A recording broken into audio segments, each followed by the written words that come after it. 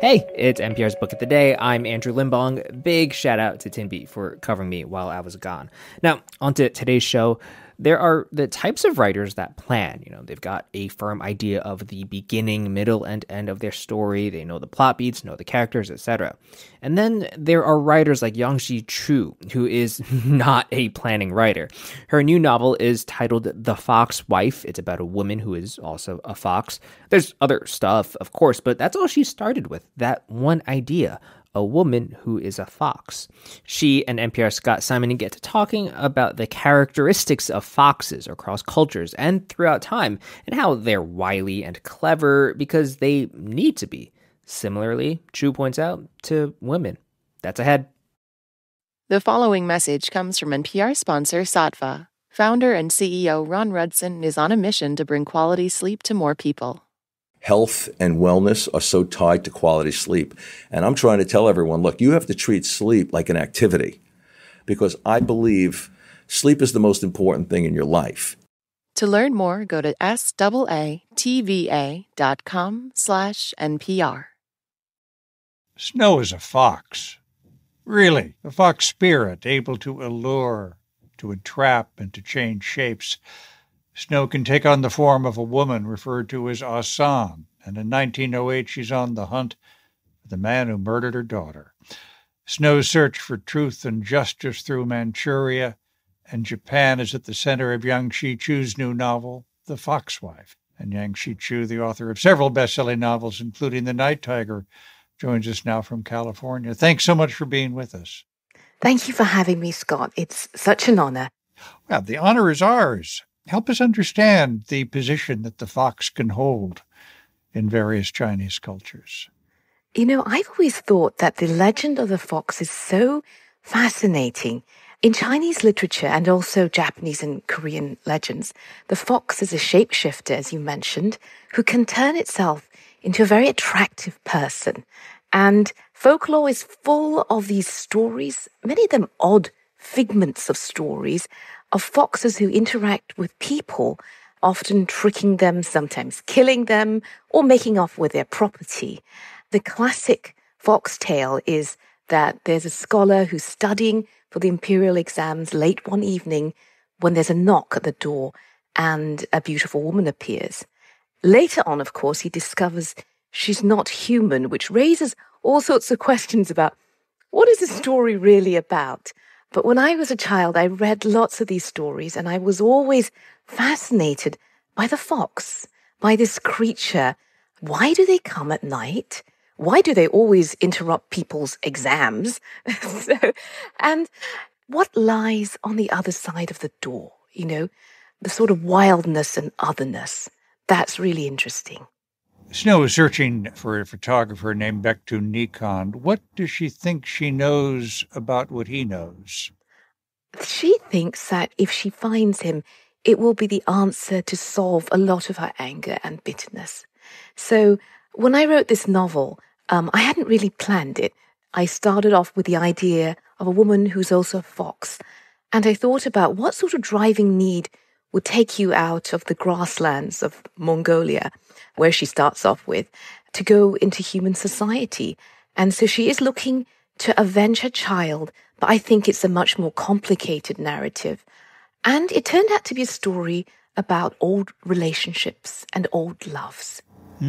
I found myself very drawn to the character of Bao Gong, who, of course, is a retired detective. I shouldn't say, of course. A retired detective who's called into the mystery when a woman is found dead in an alley. He also kind of has a special power, which is useful for a detective, doesn't he? Yes, he can hear truth from lies.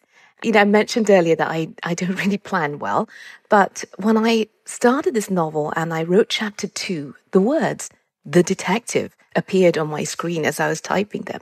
And as I wrote about him, I felt like he could probably tell the difference between when people were lying or not. And I think, most of us actually can tell a lot about someone from their voice. Sound is one of the senses that we pay less attention to than we might have in the past.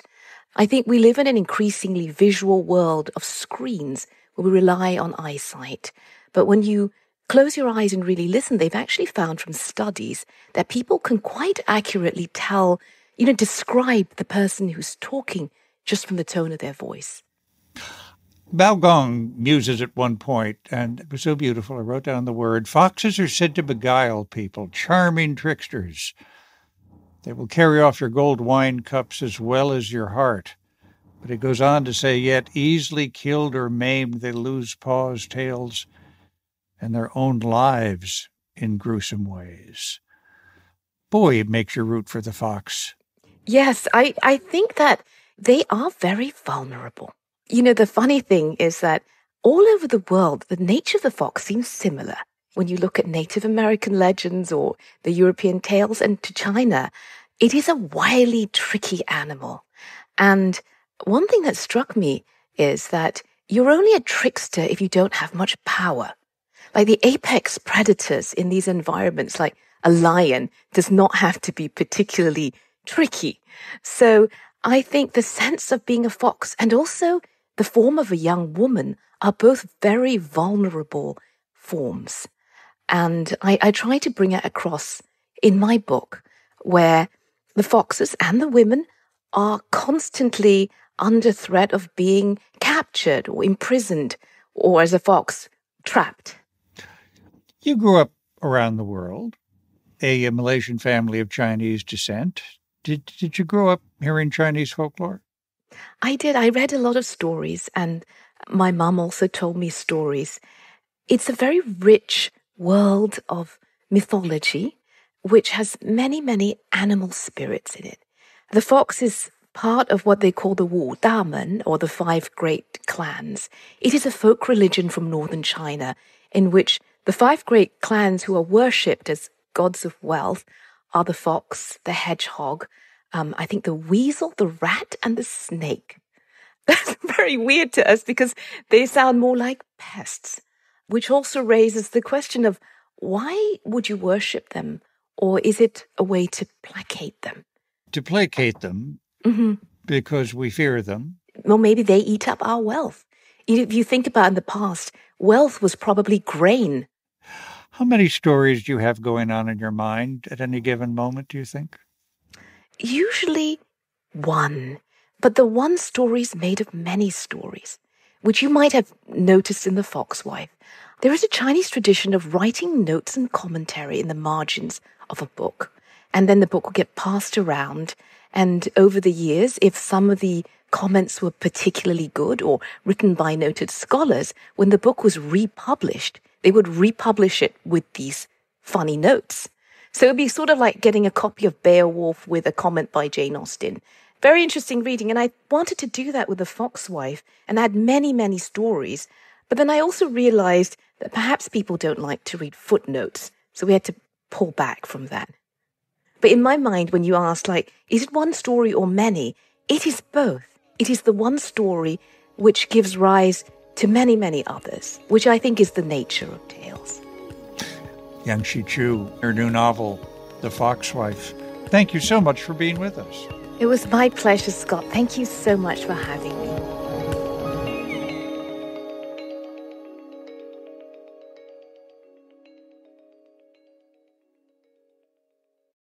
On the TED Radio Hour, bestselling author Naomi Klein was in the restroom when she heard 2 women complaining about her politics.